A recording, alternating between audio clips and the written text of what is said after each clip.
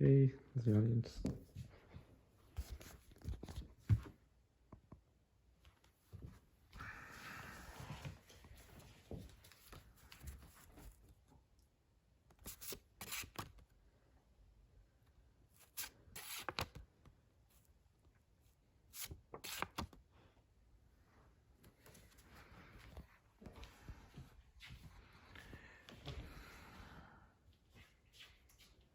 Okay, put yourselves in the shoes of someone who just graduated with a bachelor's degree. You're lucky enough to find a job straight out of school, and you're working now to pay off your student debt and start life on your own. Your rent for your one-bedroom apartment is $16.21 a month. Your monthly student loan payment is $300, and the total debt you're working to pay off is $38,000. Before any other expenses, you're already looking at almost $2,000 a month. Your job pays a comfortable wage, but even this is looking to be too much for you. You're forced to make a decision. You can stay in your apartment and set the debt aside. You can let interest on your debt accumulate, and it will hurt your credit, or you can move back in with your parents. According to a 2019 Zillow analysis, there's roughly 14 million young adults aged 23 to 37 living at home with at least one of their parents. The numbers used for the rent, the student loan payment, and the total debt are based only on national averages.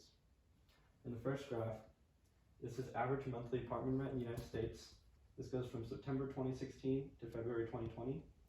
This number at the end is 1463, which is less than 1621, but this doesn't account for outliers. Outliers are actually important to consider when you're looking at stuff like rent prices, because there's only a certain amount of housing available. There's a certain supply of housing. So to say, oh, well, we're not going to use the extremely high rent prices in big cities is unrealistic, because that's another apartment that someone who can't afford it won't be able to get anyways. So it's more relevant to use numbers with outliers. This graph shows average monthly student loan payments for public in-state colleges, public but you're going out of state, and private. The number we used was $300 a month, which is for public in-state. If I were to have gone to college just over the border in California and I wanted to repay my loan after 10 years of graduating, I'm looking at $1,100 a month for 10 years to pay off that student debt. So,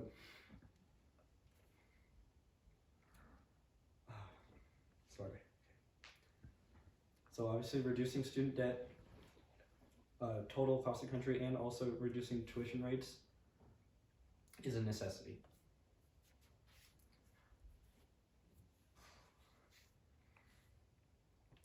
Millions of Americans are unable to keep up with their monthly payments.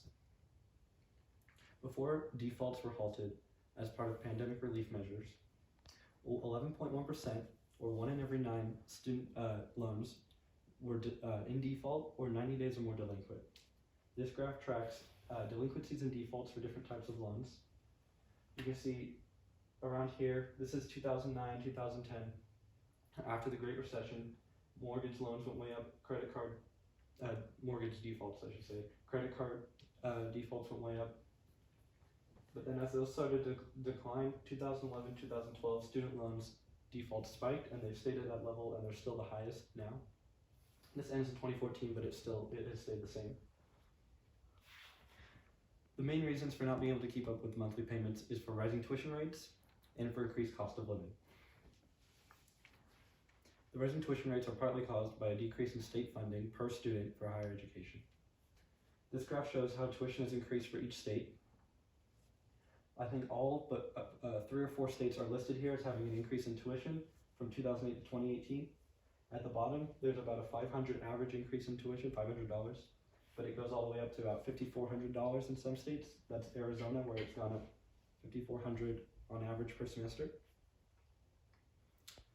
And for rent prices, an apartment guide report done in 2020 shows that average rent for one-bedroom apartment has increased from $1,592 in 2019 to $1,621 in 2020. So it's already really high and increasing. So now that we've seen the need to limit student debt per person, we're gonna look at some possible solutions. Strongest solutions put forward by politicians have come from Elizabeth Warren and Bernie Sanders. Looking at both their plans, possible legislative solutions include 5 different things. One is tying the interest rate on student loans to the federal funds rate. The federal funds rate is the interest rate banks use to borrow from each other. Oftentimes, student loan interest rates can be 9 times higher than the federal funds rate. Second is to update interest rates on student loans to what students are paying today. So if someone had a loan they took out a long time ago with a higher interest rate, they'd be able to at least update it, even if it is 9 times higher than the federal funds rate. Third is the use of financial aid to cover non-tuition-based expenses in college, such as the room on campus, the food, the supplies, the books for the classes, stuff like that. Fourth is a conversion of private loans into federal loans. Making this capable would not necessarily mean we're changing a ton of private loans and federal loans. What it would do is it would merge a market for interest rates between federal and private loans. It would force private lenders to comply with interest rates. And the fifth is to limit the amount of a monthly loan payment to 10% of post-education discretionary income. Discretionary income being your non-mandatory expenses like your mortgage or your insurance and stuff like that. Of what's left over after that, 10% is the most that you could be paying each month. And obviously the interest rate would comply because this means the loan would take longer to pay off and you might end up spending even more, but the interest rate would comply with that. So now let's paint the picture of the United States with limited outstanding student debt. It is estimated that if we were to eliminate all outstanding student debt right now, which totals 1.7 trillion, that the aggregate GDP in the United States would go from 86 billion to 108 billion on average per year. That might be somewhat unrealistic to wipe out that much debt, so even the currently proposed $10,000 per borrower would completely wipe out debt, all student debt, for 15.3 million borrowers. The counter argument to wiping out debt is that the government would have to make up the funds that they gain from the interest rate on the federal loans. They'd have to do this either by rebudgeting, raising taxes, or printing more money. The most realistic being to rebudget. If a left politician in favor of reducing student debt were to be elected, they would likely already be taken from defense spending anyways, and defense spending would be the most likely candidate to be reduced to make up funds lost from eliminating student debt. So now that we have gone over some solutions, will you help me in supporting the actions that need to be taken? Electing a politician in favor of reducing student debt would make our population more educated. It would boost our GDP, and it would allow millions of Americans to live more financially comfortably. Politicians in favor of this are considered radical by the population.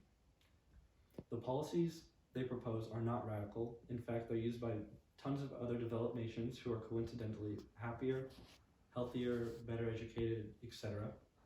What is radical is the change they propose. People tend to reject large changes and they want to stay what is familiar to them, especially culturally and in the United States. So when looking at this issue, I ask you to take an indifferent approach to what you know and try and embrace what's actually better for the bulk of the people. So that's it.